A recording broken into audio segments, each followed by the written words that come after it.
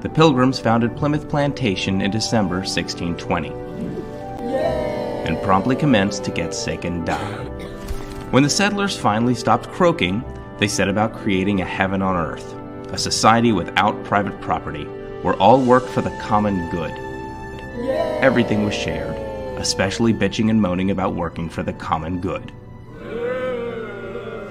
Let's let the colony's leader, William Bradford, tell it. This community, so far as it was found to breed much confusion and discontenty, and retard much employment that would have been to their benefity and comforty. For the young men that were most able and fitty for labour and service did repine that they should spend their time and strength to worky for other men's wives and children without any recompense. And it wasn't just the menfolk who found the situation unbearable. And for men's wives to be commanded to do service for other men, as dressing their meaty, washing their clothes, etc., they deemed it a kind of slavery. Neither could many husbands well brook it. With nobody working, everybody was suffering. And in case you think nobody was working simply because they couldn't understand a damn thing Bradford was saying, chew on this. In 1623, Bradford and the other leaders assigned to every family a parcel of land. This had very good success, for it made all hands very industrious. So as much more corny was planted than other ways could have been by any means the gov or any other could use, and saved him a great deal of trouble, and gave far better contenty. In no time at all, any general wanty of famine hath not been among us them since to this day. America would never go hungry again. So this week, before you drift into your annual tryptophan-induced coma, don't forget to give thanks to the true patron of this holiday feast, property rights.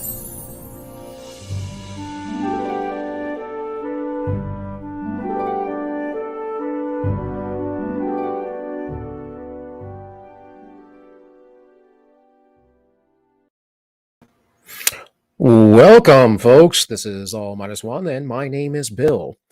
That's a video from several years ago that I quite enjoy because it's short, sweet, and to the point of what at least happened in 1623, not 1621, which yesterday, this weekend, is the anniversary of sorts. We don't know exactly when the Pilgrims started their first harvest feast, because that's what it would have been in the day. But we do know a good amount about it based on some writing. So I'm going to cover that today, and I'm going to talk about why the left hates Thanksgiving so much, and that's part of it. The original Thanksgiving, again, was not the bountiful feast that had some years later. So before we get into all that, though, real quick, I just want to say happy Thanksgiving to you all. Hope it is going well wherever you're at in the world, whether you celebrate it or not. And if you want to, if you're watching live, I see Thane is here and Dahari. You guys, if you would like to go over to Entropy, you can donate over there, or of course, there is a PayPal, any of those things. If not, hey, whatever, I'll be here. I don't expect a lot of live viewers today, given that it is the holiday. A lot of people are away. But, you know, it's how these things go. In any case, let's just get into the material here. So I have this little blog source pulled up, the First Thanksgiving Declaration, Governor William Bradford. And we're going to talk about why the Pilgrims were so grateful, how they looked at the world to a large degree. Now, there are objections I have to what the Puritans were religiously for numerous reasons. The primary reason is that they were Calvinistic. They were reformers in their doctrine, and I don't believe that is a correct perspective of Scripture. I believe it's a corruption of Scripture, but that's another topic. So let's see. Let me get my thing here going on. So inasmuch as the Great Father has given us this year an abundant harvest of Indian corn. Now, he says that because corn was an Old English word for any grain So Indian corn would have specifically meant maize, right? Corn that we think of, call corn today. Wheat, peas, beans, squashes, and garden vegetables, and has made the forest to abound with game and sea with fish and clams, inasmuch as he has protected us from the ravages of the savages, has spared us from the pestilence and disease, has granted us freedom to worship God according to the dictates of our own conscience. Now I, your magistrate, do proclaim that all ye pilgrims, with your wives and little ones, do gather at ye meeting house on ye hill between the hours of 9 and 12 in the daytime on Thursday, November 29th of the year of our Lord, 1623, and the third year since the pilgrims landed on ye Plymouth Rock, there to listen to ye pastors and render thanksgiving to ye God Almighty, or to ye Almighty God for all of his blessings. William Bradford. Now, again, this is 1623. This is the first year after 3 long years that the pilgrims had some success. That first formal declaration was 3 years after their arrival, when practices and habits had begun to solidify. However, the very first Thanksgiving was in 1621, most likely in November, a year after their arrival. In that year's winter, about half their company perished, including their first governor, John Carver, who died in April. He was buried in the best manner they could, with some volleys of sought by the Boer arms, and his wife being weak, dying within 5 or 6 weeks after him. All previous burials had been done in secret because they did not want the Indians to know how alarmingly depleted their numbers was becoming. This was the first burial done openly. And this is because even though they made allies, hey, Shelley, good to see you here.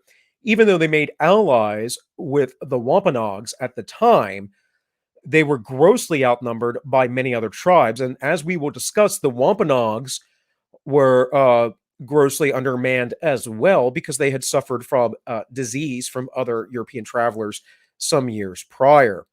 So this is all important contextual information for how these things unwound.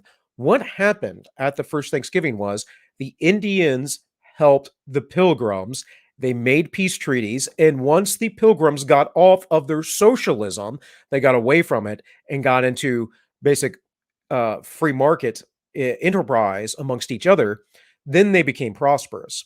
And I'll show you that specifically here in a little bit. So when that happened, they continued in a peace treaty with the Indians for about 50 years until the Plymouth colony became the Massachusetts colony.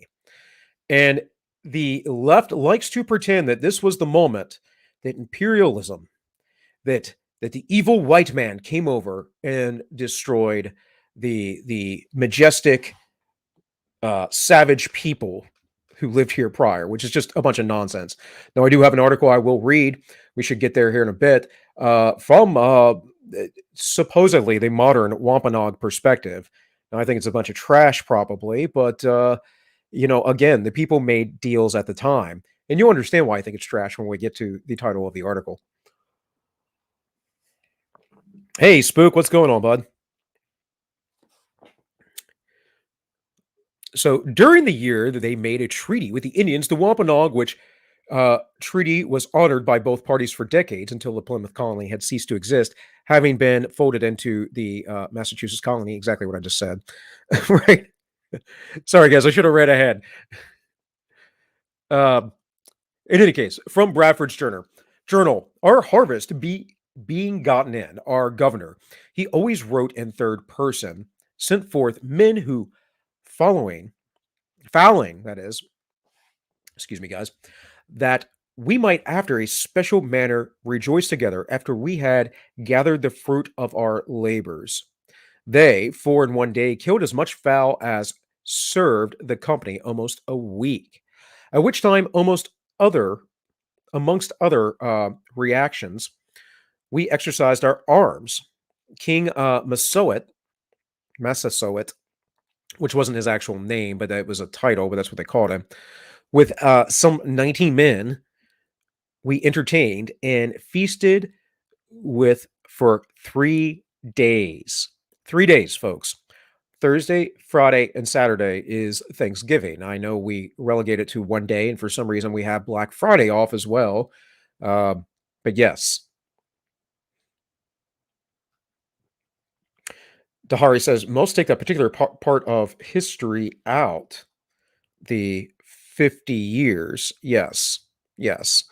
I watched an interesting little change my mind with Crowder the other day, and some chick came up, college chick, whatever, and she started talking about Thanksgiving wasn't that bad of a thing, but then she started complaining about all these things that happened afterwards. Well, I'll address some of these issues when we get there, but essentially, this is a reoccurring theme. This happened to all people through all times of history when any time an invading force with superior technology has come into their land or superior fighting spirit.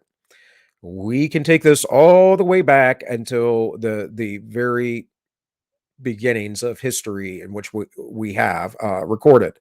This is just what people have done. It doesn't make white men or European men any worse than anyone else. It's just a reality.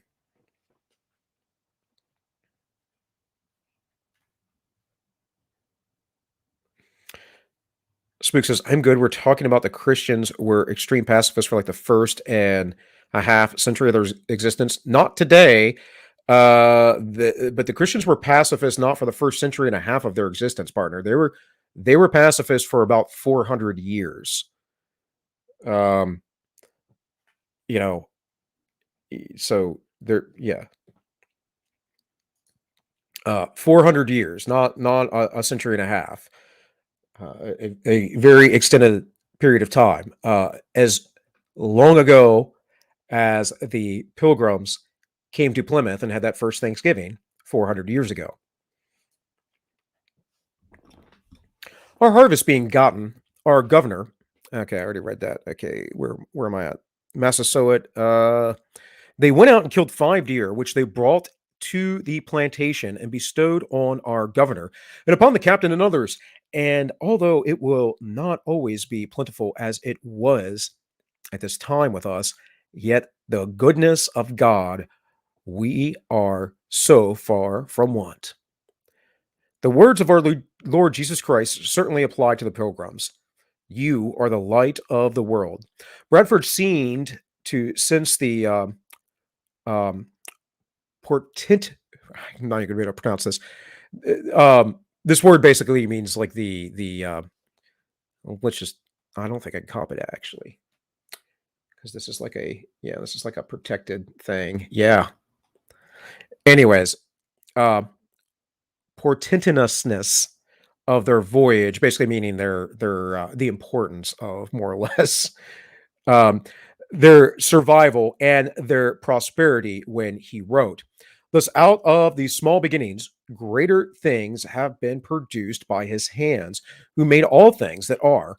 And as one small candle may light 1,000, so your light here kindled hath shone to many, yea, in some sort to our whole nation.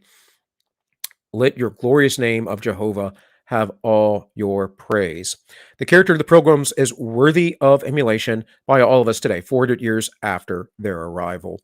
I don't know, because these are the same people who, at some course in time later on, essentially influenced a large portion of the United States with their puritanical ideas, which I don't think were quite correct. They, of course, perpetuated, not these folks specifically, but generations later, the witch trials of Salem and such. And there's a lot of issues there. But as a whole, people that wanted to escape religious persecution came to the United States, wanted to be peaceful, tried to take care of themselves, had half of the people that traveled with them die in the first year. And they still gave thanks to God, unlike our wicked generations today, which, you know, has it has an endemic disease out there with a very, very high survival rate, and yet we act like a bunch of bumbling idiots. Most of all, the attitude of gratitude. Entire families had died, many survivors had lost loved ones and friends, but they sincerely knew to be grateful. They honored God and God honored them. Happy Thanksgiving to all. So, and he has a thing from the year before about Squanto. I'm going to play a video about Squanto in case you guys aren't aware of his history. And again, another man that had calls for grievance, but did not take vengeance upon others, and in fact, decided that he would help them out.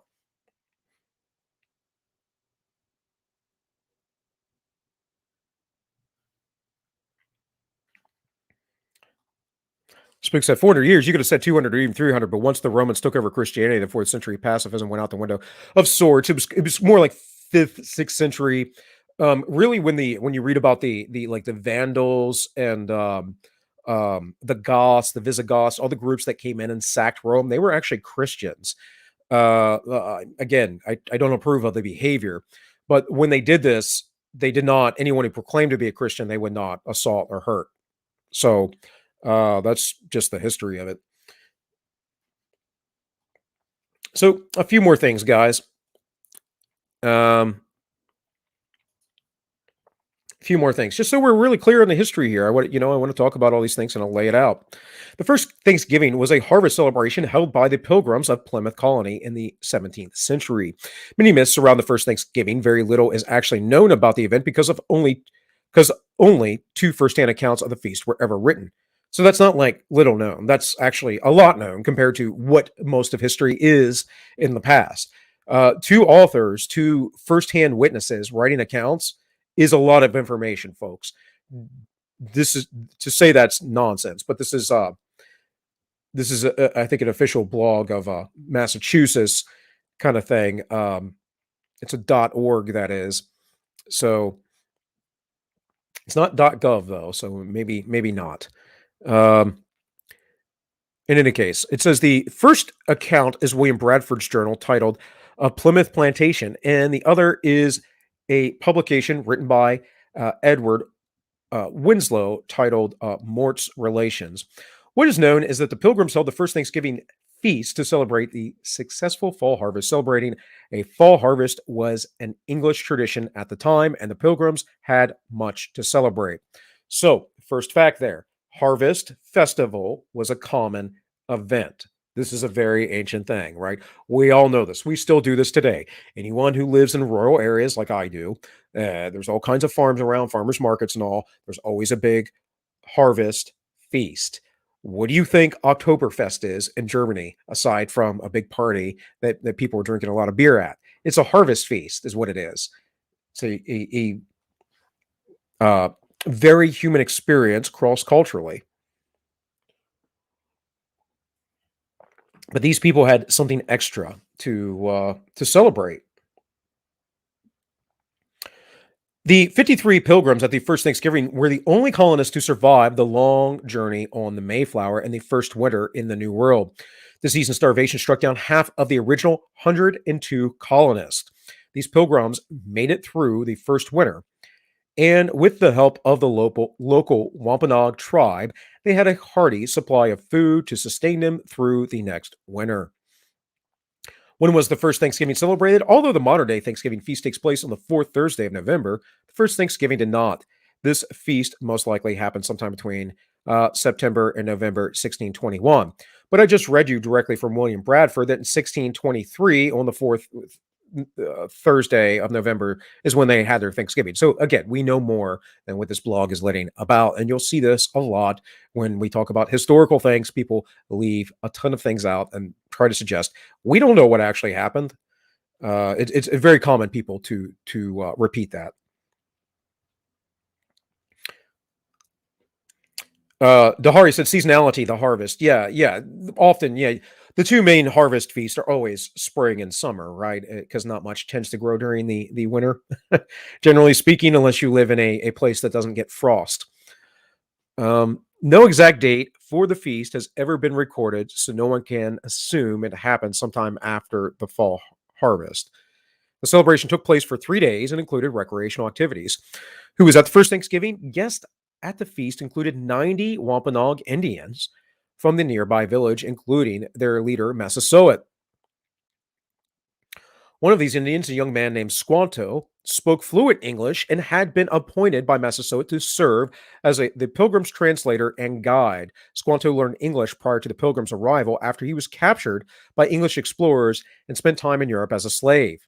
Neither Bradford or Winslow's account indicated whether the Indians were actually invited to the celebration or how they learned of it. Many historians have simply assumed they were invited. It seems to be that they were invited, because if they weren't invited, there would have been trouble. They already had a peace treaty, from my understanding. Our harvest has been gotten in, or our harvest beginning gotten in. Our governor sent 4 men on fowling, so that we might, after a special manner, rejoice together. After we had gathered the fruits of our labor, they 4 in one day killed as much fowl and as little help beside, served the company almost a week, at much time amongst other recreations. And I just read this from that other page. So the names of pilgrims present, we actually have names. We have 4 women here, grown adult women: Eleanor Billington, Mary Brewster, Elizabeth Hopkins, Susan White Winslow. These are the only females that survived. And then we have the men, many more. Now, many of these men would have been single, and this was the problem that William Bradford spelled out, that other men's wives were working for these single men, which was generally seen and deemed as inappropriate at the time. They were waiting on them hand and foot, cooking their meals, washing their clothes and stuff, and this was a job of a wife. And if you were a single man, you had to do these things yourself or hire services. But not in the Plymouth colony, because, they were practicing socialism. So, and then we have teenagers and children. We have a whole list of them, quite a few. What did the Pilgrims eat at the first Thanksgiving? Many dishes served during modern Thanksgiving meals were not present at the first Thanksgiving. Yeah, no. They most certainly probably had pumpkins and squash and a lot of stuff people eat today. Corn, of course. The big thing is turkey. Did they have turkey? Probably. Turkeys are abundant, man. I drive by turkeys all the time just driving around. like, you go on back roads, I see turkeys all the freaking time. Don't get me wrong, I'm much further south than they are, but I'm sure that they were around and abundant.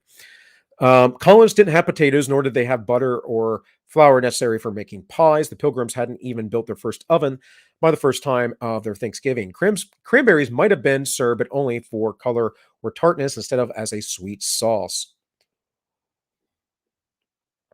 Well, I don't like sweet cranberry sauce. I like a tart one. Something my sister makes rather well is a very nice cranberry sauce for Thanksgiving. It's one of the few I actually like. Neither Bradford or Winslow writing revealed what was actually served at the first Thanksgiving meal besides fowl and deer, but guesses can be made based on the types of food they often wrote about, such as mussels, lobsters, grapes, plums, corn, and herbs. There is no actual proof that colonists ate turkey at their feast either. Yeah, it says turkey wasn't associated with Thanksgiving until a magazine in the 1840s. Actually, I don't know about that. Here we have a video. This just came out the other day from the Rubin Report. This is a clip, but I just want to play the very beginning of it for you here in a minute. But she talks about many of these things and how these were common meals for people at harvest time anyway. So it's kind of absurd to say like a lot of these things started later. And this lady supposedly is one of the preeminent experts in America on the history of Thanksgiving.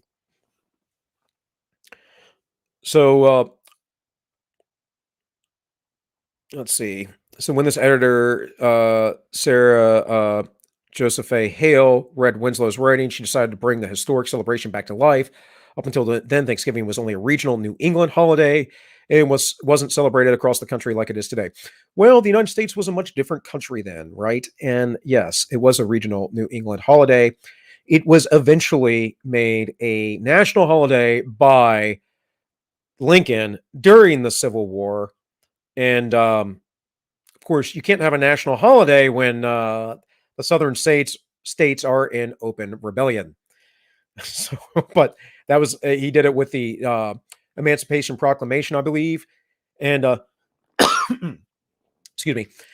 If you guys aren't aware and you don't recall, the Emancipation Proclamation was only a proclamation of executive order, which means it was nonsense and meant nothing, that slaves in the South, the states in open rebellion that seceded by their minds, all their slaves were free.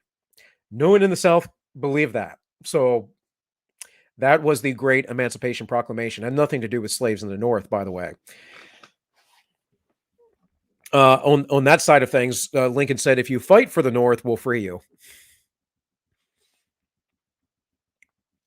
Up until then, Thanksgiving was regional, yada, yada, yada. Hale began publishing recipes and articles about the feast shortly after. In 1852, Hale heard of Bradford's book, which had gone missing during the siege of Boston in 1775 and resurfaced in the library of Fulham Palace in London that year. So people didn't know for a while.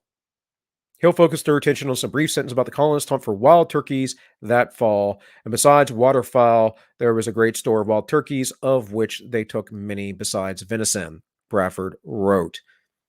So there you go. By the way, duck I would much more prefer at Thanksgiving, but I'm a big fan of duck. All red meat, nice and fatty, especially do it right. Gets nice crispy skin. But few people cook duck properly. And what can I say? It's not supposed to be that hard. I've tried to cook a whole duck once and messed it up. I'm a pretty good cook, but sometimes you got to figure these things out, right? I just generally get it when I get Chinese. Many people believe Thanksgiving became a reoccurring celebration for the Pilgrims. Whether this is true or not is unclear. There are no accounts of the Pilgrims holding any more feast celebrations after 1621. It is possible that the feast happened, but if it did, it wasn't recorded.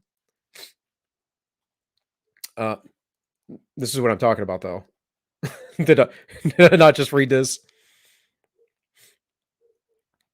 Now I, your magistrate, do proclaim that ye all pilgrims with your wives and ye little ones do gather at ye meeting houses and ye hills between the hours of 9 and 12 in the daytime on Thursday, November 29th of the year of our Lord, 1623, in the third year since the Pilgrims landed on Plymouth Rock, there to listen to ye pastor and render thanksgiving to the Almighty God.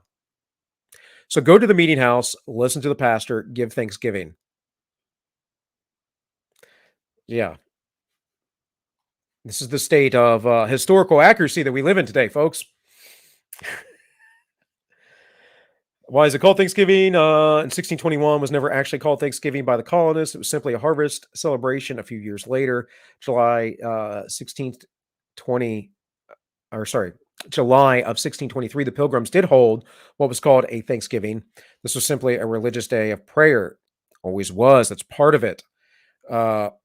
It's part of the idea. It's part of the national celebration. Before this, we had no national holidays that were not religious. This one could apply to any religion.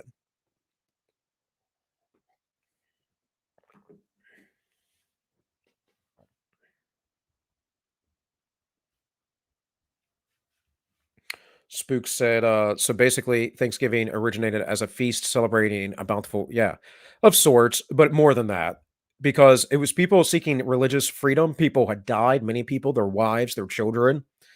They nearly starved to death, and a lot of this was brought on because they were participating in socialism. Hey, I got a chat from Anti-Commie on Entropy real quick. It says, gooding, blessings to you and everyone's family. Thank you, Anti-Commie. Speakers for yourself, LOL. Friday is always a working day. Dude, most of my life I've worked every holiday there ever has been. So, most of my adult life. I always work in the heat and the cold as well, generally speaking. Bradford is based AF, calls Pope Antichrist in his journal, chapter 3 or 4, available as a 7-hour video here on YouTube, translated, etc. Ah, nice. Also, Puritan is a slur fostered on the sect by the Anglicans and English Papists, and they ran from England to Spain, Amsterdam, Holland before running there. Sure, man. I understand, but at the same time, they did have very strict rules. They believed in predestination. They believed in a lot of Gnostic things because they were part of the Reformed movement. Now, that's not the same as the Reformation movement, where many people like Luther and others, started veering off from the Catholic Church. But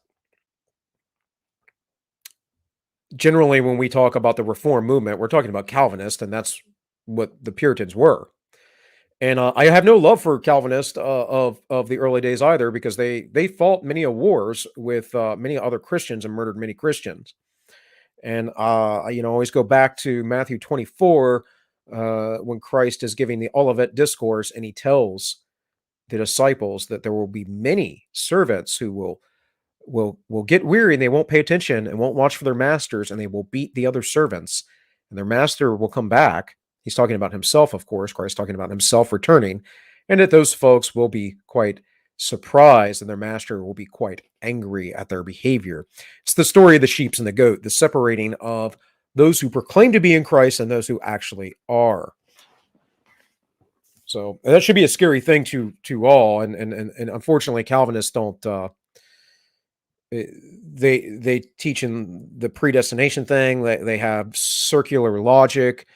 Their beliefs are wholly Gnostic. Actually, there wouldn't have been anyone in the first 3 centuries of Christianity that would have not have called a Calvinist a Gnostic. They would have been right up there with Marcion or the Nicolaitans or any of those folks. The Manichaeans, which is what their philosophy is based out of Augustine. So, anyways, that's enough of that.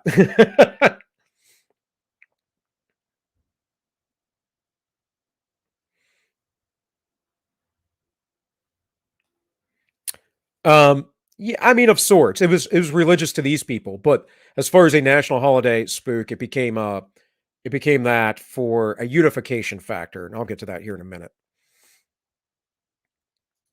Let's see how I'm doing on time here.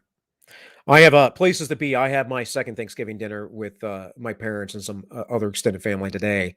Had the other one yesterday with my sister. My dad insists on having a second one every year. So my wife's already there with the baby. I got to do this, and I'm going over to my folks. So there you go. The feast celebrated by the Pilgrims in 1621 was never called Thanksgiving. I already read that. Okay. Over the years, the name of the two events became intertwined, and by the late 1600s, many individual colonies and settlements began holding Thanksgiving feasts during the autumn months.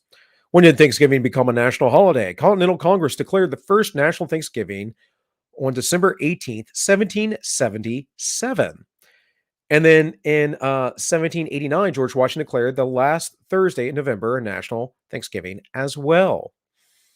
These were merely declarations and not official holidays. Future presidents did not continue the Thanksgiving declaration. Thanksgiving didn't become a national holiday until Hale began writing letters to each sitting president starting in 1846. She wrote to 5 presidents. It just never happened, and asked them to declare it a national holiday. Lincoln was the only president to listen and supported legislation making it a national holiday in 1863. But it still wasn't. In fact, FDR tried to change the date. For some reason, he thought that poor people would have money later on if they made the time between Christmas and Thanksgiving during the Depression, if they gave that more time. His policies about murdering animals that were in abundance to keep farming prices up and burning fields of crops to keep farming prices up, not doing those things might have been a little bit more helpful. So after FDR passes and everything else, eventually Congress sets it as an official holiday, and it is where it's at today. So that's basically what how we got to this today. So real quick, I'm going to play this lady for a few minutes. Let's see. And then we're going to talk about Squanto. Squanto. The idea of Thanksgiving was part of her vision of creating an American culture. Thanksgiving was very popular in New England, of course, and she had grown up loving the holiday. There were Thanksgivings celebrated in the other states and territories as well, but the governors of the states didn't coordinate on the holiday. And sometimes some states didn't bother to celebrate at all. So you had a situation, for example, in 1837, Hale was living in Boston, which celebrated on one day. She was from New Hampshire, which celebrated on another day. And her magazine was headquartered in Philadelphia, and Pennsylvania wasn't celebrating at all that year. So her vision was to have Americans celebrate on the same day every year. She thought that giving thanks, the idea of coming together to give thanks as a nation would help. It had a higher moral principle, she believed, and that it would bring the country together in a positive way. And as the country moved closer to civil war, she hoped that it would prevent that war.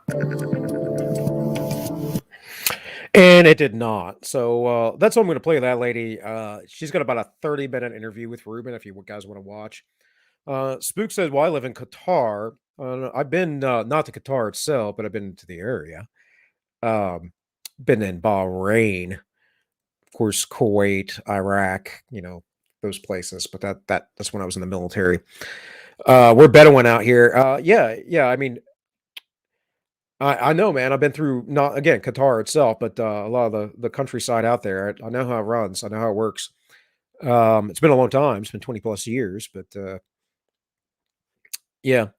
And the idea that you don't have feast and all because you're living primarily out of the desert. There's not a lot of stuff to grow. Yeah, it's different. But as far as other cultures with fertile land, or even in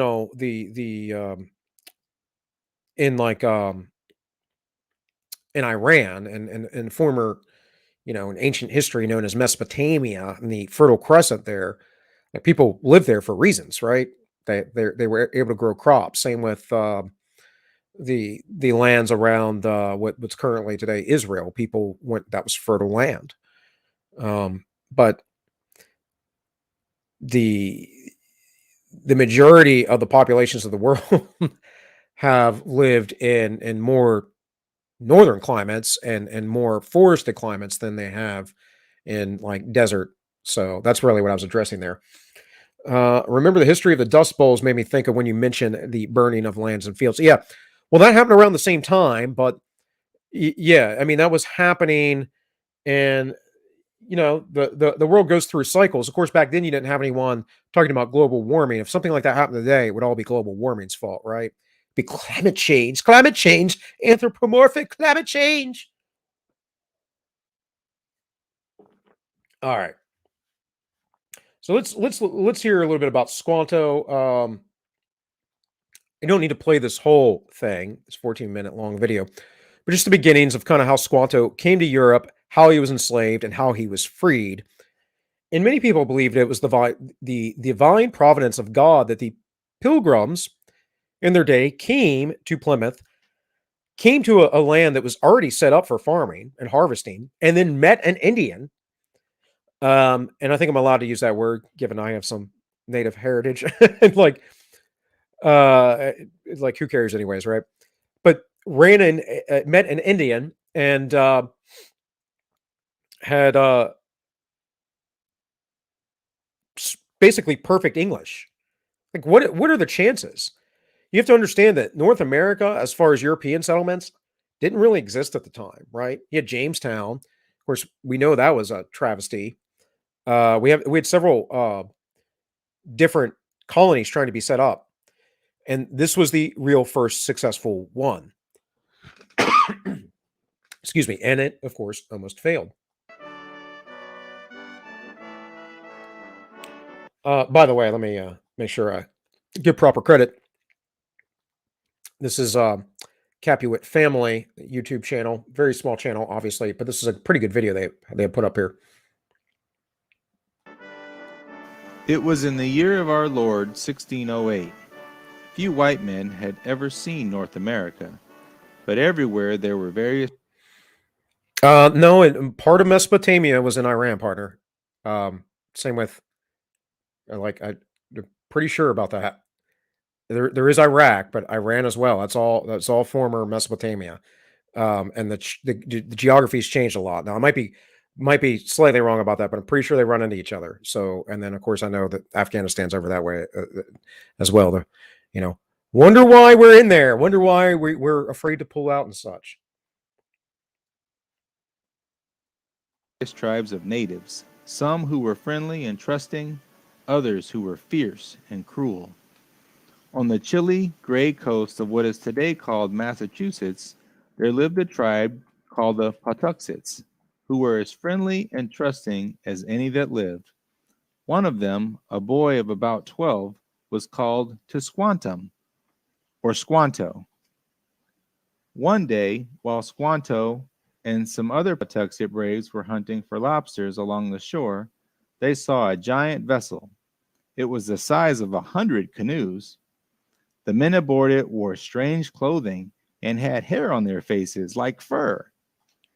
But Squanto was not frightened. He had heard of such men. "These are the men who come every few years from the world across the water," Squanto told his friends. "They have come to trade with us." Squanto knew that they often brought bright beads, glinting knives, axe heads, and iron pots to exchange for animal pelts and furs.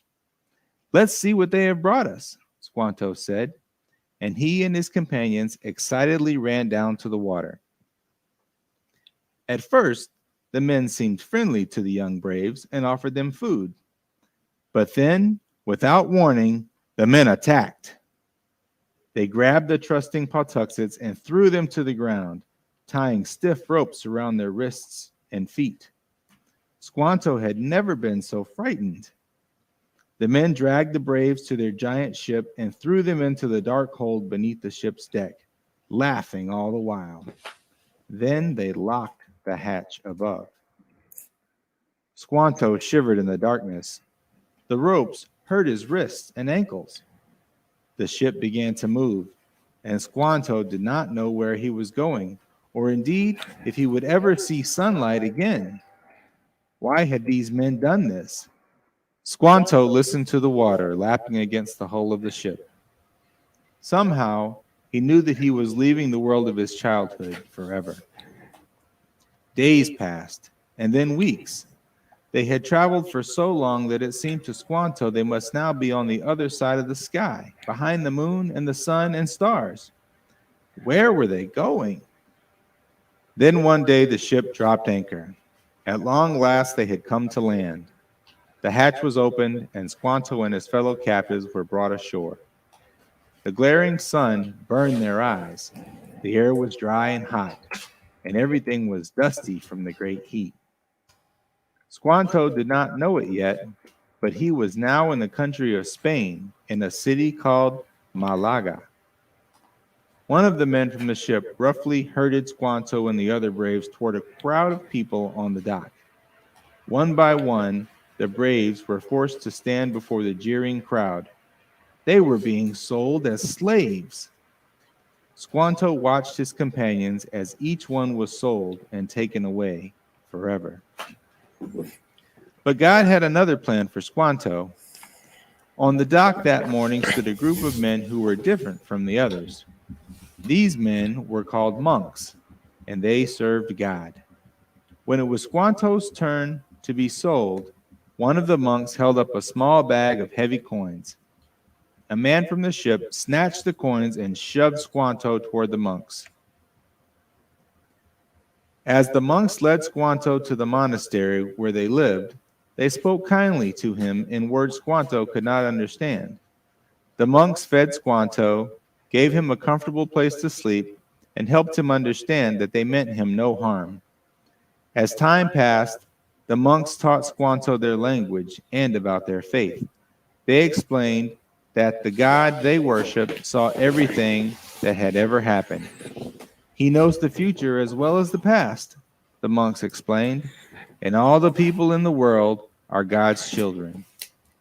God loves you, they said, and he has seen all you have been through. If you will trust him, he will use those difficulties in ways you could never imagine. The monks knew that Squanto missed his family, so they tried to help him find a way to go back home to America. Finally, they came upon a good plan. But first, Squanto would have to travel all the way to England. That's where the trading ships were that sometimes... So I think you guys get the point there. I just wanted to let that play. The Europeans basically captured Squanto and his men. They tricked him, sold him into slavery. Fortunately for him, the monks were there, and those monks bought him, taught him about Christianity, taught him English, and got him to England so he could get back home. It's a pretty incredible, amazing story if you think about it, because it's like damn near impossible. Just for shits and giggles, we're talking about the Fertile Crest here real quick. This portion right here of Iran was part of the Fertile Crest. This is what I was talking about. Not up here on the plateau in the mountains. I understand the geography and this way of Iran, but this part right here is what I'm talking about. This is where the Akkadians and all that stuff existed, Sumerians, right here. So, and you can see this is the actual area they're talking about. That is well into Iran. So there you go. Anyways. So that was an aside, but again, there are all kinds of articles. This is an interesting one. I'm not going to go through the whole thing. From the National Endowments of the Arts, it talks about John Howland and how he was an indentured servitude, that is, and how he survived. And Howland not only made it to America and worked off as indentured servitude, but married a pretty woman in the new colony named Elizabeth Tilley. They produced 10 children. Man, that guy's a procreator, man. I wish I could have 10 children. I'm getting old for that, though. Still, I would do it. Be like 80 when my last kid would be turning, 20 or something. And then they begot 88 grandchildren. Now, from my understanding, I don't know all the history because I don't really keep up on it, but my family actually has a lineage on my father's side from the Mayflower as well. But 88 grandchildren, that's a ton of people who then produced another ton of people. You have to understand the scarcity of people in North America at the time, and from whom an estimate 2 million Americans descended over the next 4 centuries. Just these 2 people who were original descendants, the Mayflower, original passerbyers. It says this included Ralph Waldo Emerson, Joseph Smith, Franklin Delano Roosevelt, and Humphrey Bogart, Chevy Chase, and both President Bushes. By the way, folks, when you look into conspiratorial stuff and they talk about all the presidents have a lineage back to the crown, blah, blah, blah. Yeah, just about everyone does. Like, you have to understand how small the population of the earth was just 400 years ago. It was ridiculously small compared to today. There weren't even 1 billion people on earth until after the Industrial Revolution started.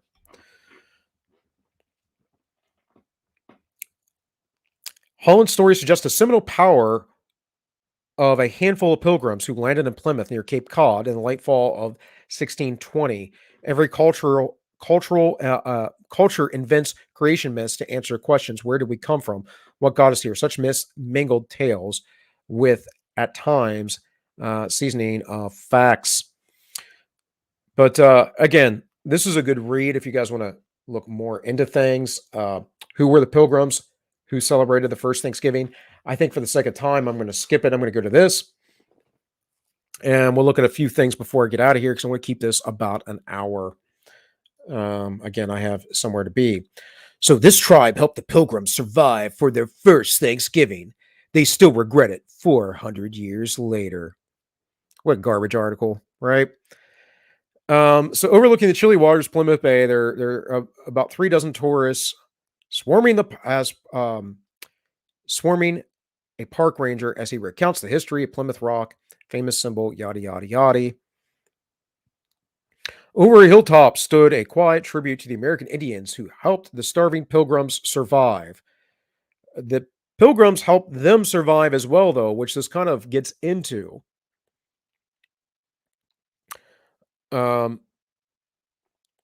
Few people bothered to visit the statue of Ashuaquin. I don't even know how you Ashamequin. That is the Wampanoag chief, Massasoit. That's his actual name.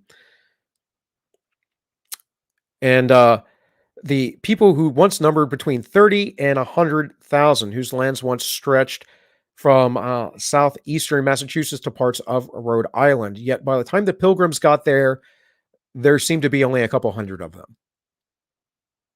Long marginalized and misrepresented in the American story, the Wampanoags are braced for what's coming this month as the country marks the 400th anniversary of the first Thanksgiving. Yeah. But this actual history of what happened in 1621 bears little resemblance to what most Americans are taught in grade school. Okay. Like, who cares what we teach little kids? Oh yeah, let's do turkeys over our hands and learn silly lessons that are meant for little children who don't know how to abstract yet, have no or very little sense of self, understand very little. Like the left loves to go to children and act like they're some bastion of wisdom.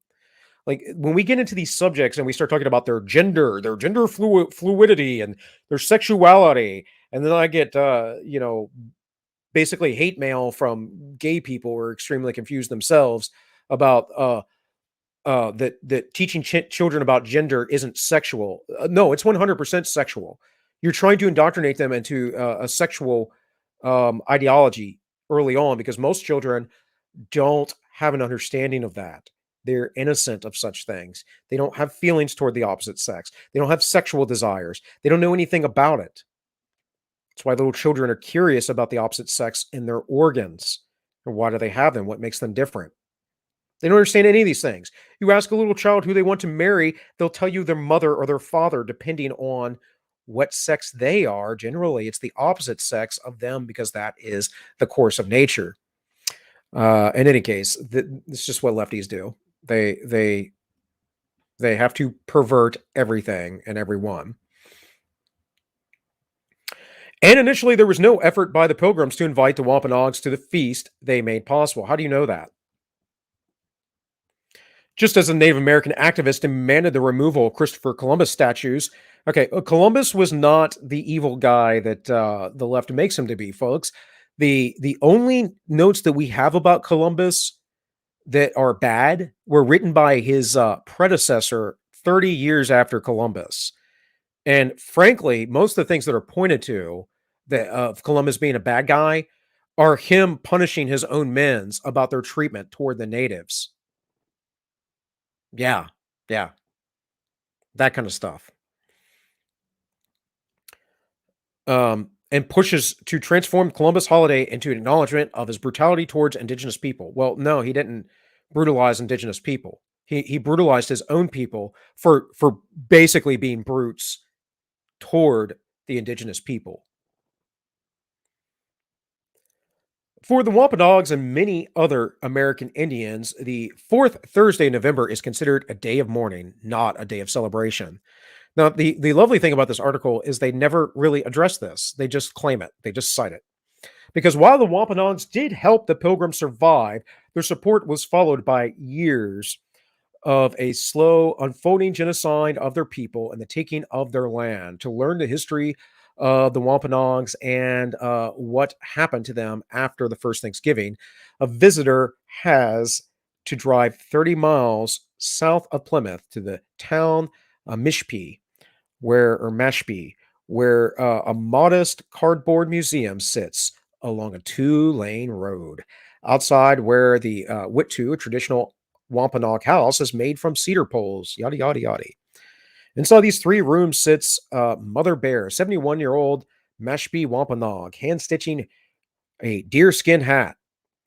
She lived her whole life in this town, is considered one of the keepers of the Wampanoag version of the first Thanksgiving. And how the encounter turned a centuries-long disaster for the Mishpee, who now number about 2,800. The story continues to get ignored by roughly 1.5 million annual visitors to Plymouth. I wonder why. Because the depopulated natives who needed the help of the Pilgrims as much as the Pilgrims needed their help, because they were surrounded by enemy tribes that would have killed them at any point.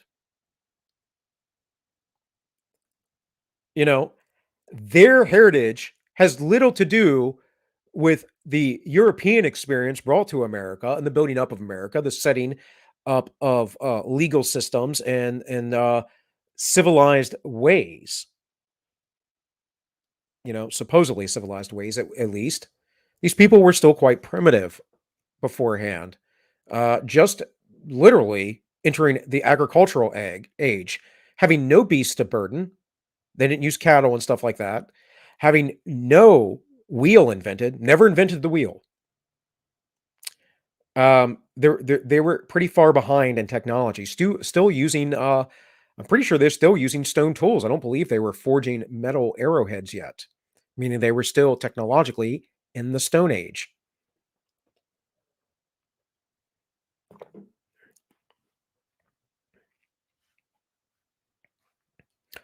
Paula Peters, Mashpee Wampanoag, who is the author and educator of the Native American history, says, "We don't acknowledge the American holiday of Thanksgiving.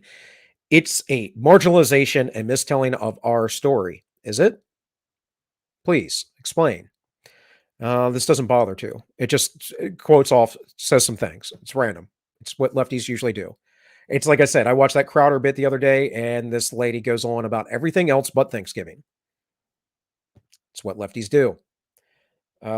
Just like they're still going on about Kyle Rittenhouse crossing state lines, which didn't happen. He was already there. His father lived there. He worked there. The weapon was already in the Kenosha area. All that stuff. And yet they'll completely dismiss the SUV of peace that, murdered 5-6 people and 50 or 60 others, whatever it was, and in the Christmas parade massacre. It's just a crash, though, right? The Wampanoags, whose names mean people of the first light in their native language, trace their ancestry back at least 10,000 years to southeast Massachusetts, a land they called Patuxent. I doubt that they actually can trace their heritage back that far, but perhaps. In the 1600s, they lived in 69 villages, each with a chief and a medicine man. They had messenger runners. So only 69 villages, guys. It's not that many, right? And you're talking about a couple hundred people in each village, probably. Maybe 1,000 max.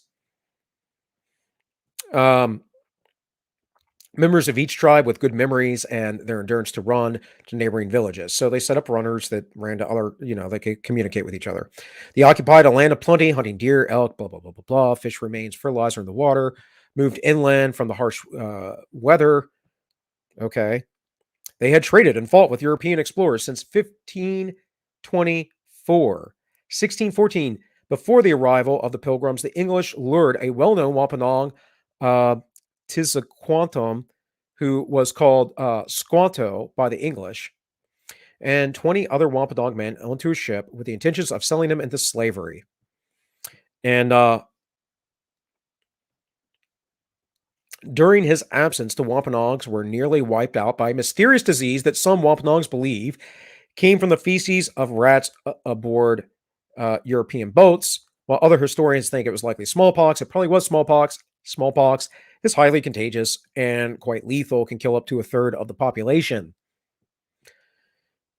Known as the Great Dying, the pandemic lasted 3 years. So they were eviscerated. This had nothing to do with the Pilgrims, right?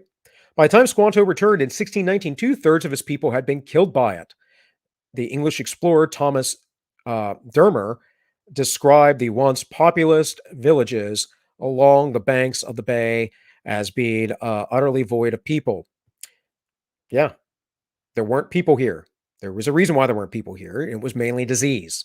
And it wasn't purposeful disease like the lefties try to tell you today. Now, that did happen to some degree with some people. But for the most part, it was just exposure because these diseases had never been in North America. In 1620, the English aboard the Mayflower made their way to Plymouth after making landfill and Provincetown. The Wampanoags watched as women and children get off boat. They knew their interactions with the Europeans would be different at this time. You don't bring your women and children if you're planning to fight, okay? The Wampanoags kept tabs on the Pilgrims for months. In their first winter, half died due to cold, starvation, and disease. This is Minnesota, however you say his original name, which my dyslexia will not allow, which literally means great Sakon, their chief, basically, faced a nearly impossible situation. Historians and educators said his nation's populations had been ravaged by disease, and he needed to keep peace with the neighboring Narragansett, basically neighboring tribes, the tribes that would take them over. Folks, some of these people, some of these ancient Indian tribes, whether the Europeans came or not, were cannibals killing other tribes to eat them. Now, they would eat them because of the belief that they gained their power and stuff, they're from their warriors. But nevertheless, this was a common thing in North America for centuries by many a tribe. This Rousseauian noble savage idea that modern libs have is insane. So it continues. It wasn't that he was being kind or friendly. He was in dire straits of being strategic, says Stephen Peters, the son of Paula Peters, the creative director at her agency. We were desperately trying not to become extinct. So you made allies. And now what you're saying is, oh, it's a terrible thing that we did because there aren't anyone left of us. Well, what happened if you didn't make allies? Would your side even be told now? No, it wouldn't. You would have been eradicated because that's what the other tribes would have done. You would have married off in those tribes. Your tribe never would even have been recognized by Europeans as existing, except for maybe in a few writings here or there. But again, this is just what happens when people invade different lands and they take over. And the Pilgrims didn't come to take over and invade. They just wanted religious freedom, which is why they had 50 years of peace, something that's just not mentioned in this article. By the fall, the Pilgrims thanks in large part to the Wampanoags, teach them how to plant beans, squash, and mounds and maize around it and use fish remains to fertilize, yada, yada, yada. It goes on. It says the Wampanoags weren't invited. It says his men showed up only after the English and their rivalry shot off some of their muskets, and the sounds of gunfire. The Wampanoags came running, fearing that they were headed to war. And again, this is her account, not anything historic. There's no historic documentation.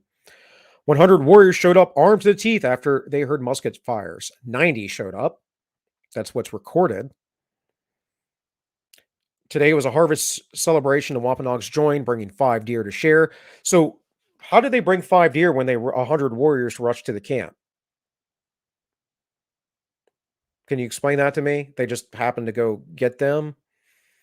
But just happened to be bringing them for their war party? 100 warriors, by the way, to kill mostly women and children. You saw that list I showed you. I don't know, there might have been 25 men of the 50 left.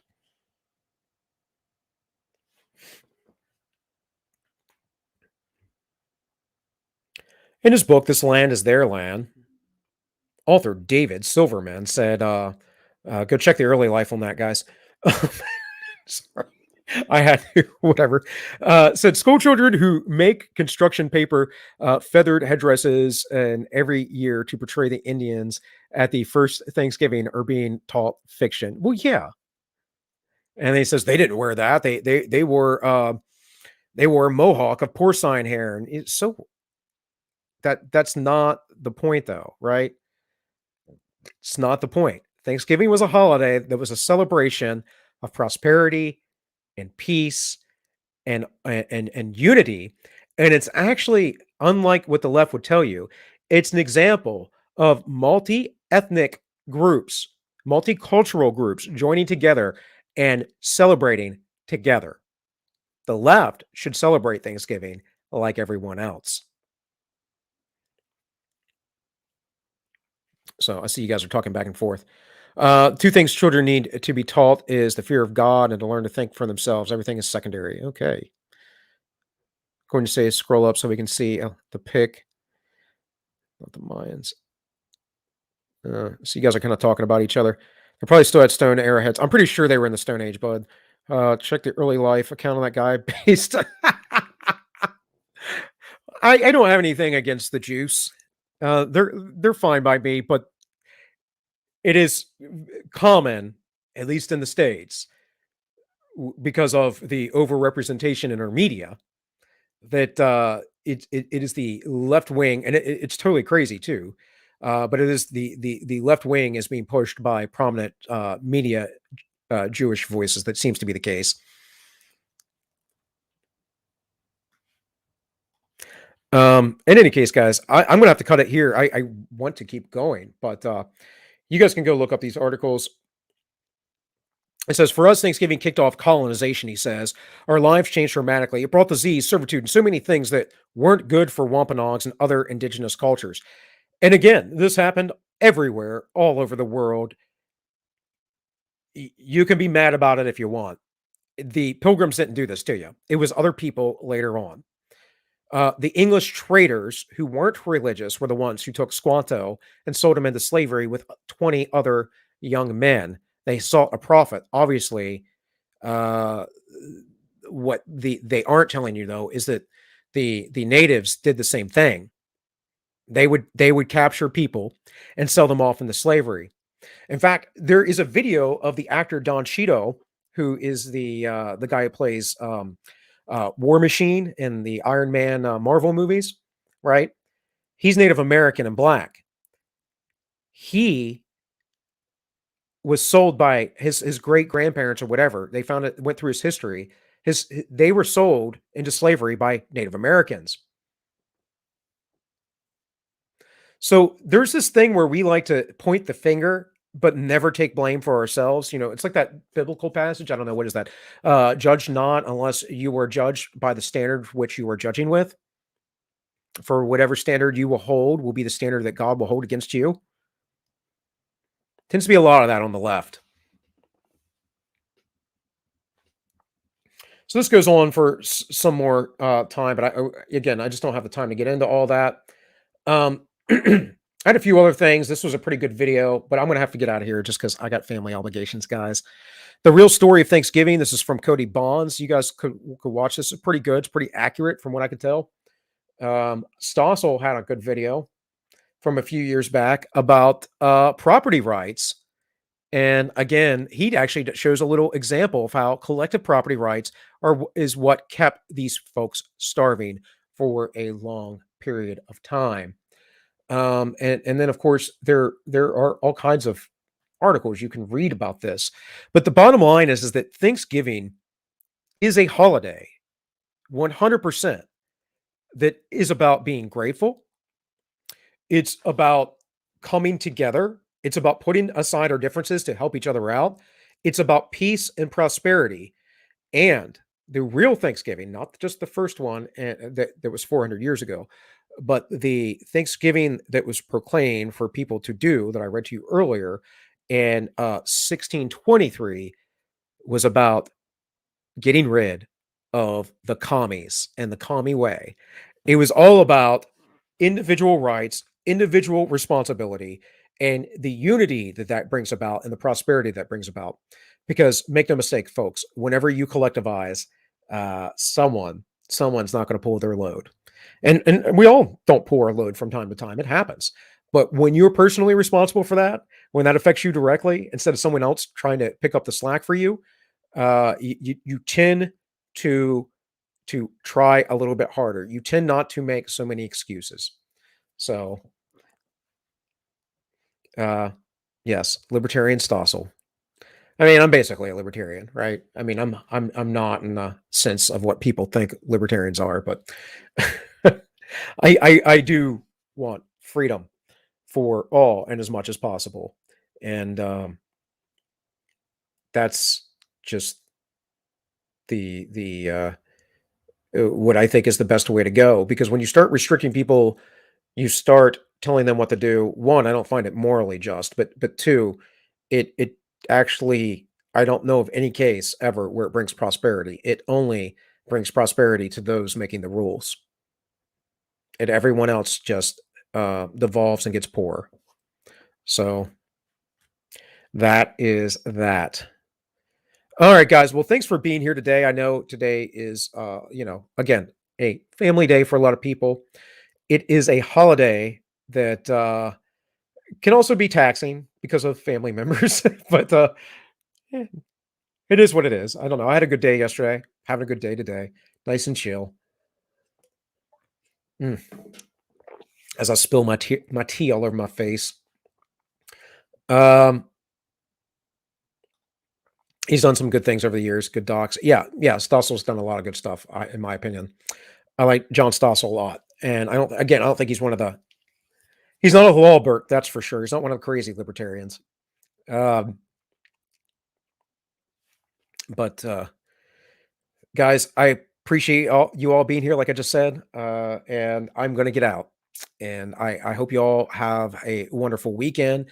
I will see you Sunday at 3 p.m. If you come back here, Sunday at 3 p.m., the siesta stream. Should be on with Aiden. I messaged her. We'll see if she comes on or not. If not, I got it. I'll do it by myself. But hopefully Aiden Paladin will be with me. I always enjoy her takes because Aiden is, she's more well-versed in the literature than I am. So, and I like that. I appreciate it. So with that, guys, this has been AllMinusOne. My name is Bill, and I wish you all well.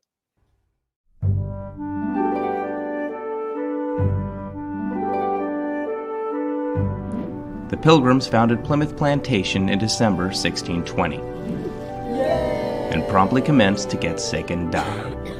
When the settlers finally stopped croaking, they set about creating a heaven on earth, a society without private property, where all worked for the common good.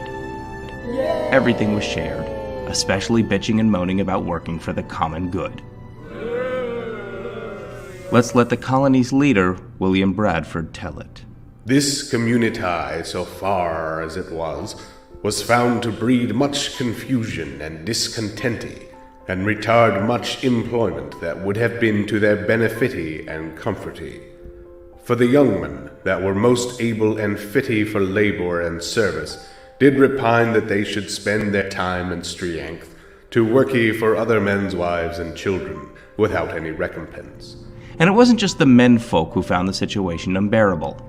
And for men's wives to be commanded to do service for other men, as dressing their meaty, washing their clothes, etc., they deemed it a kind of slavery. Neither could many husbands well brook it.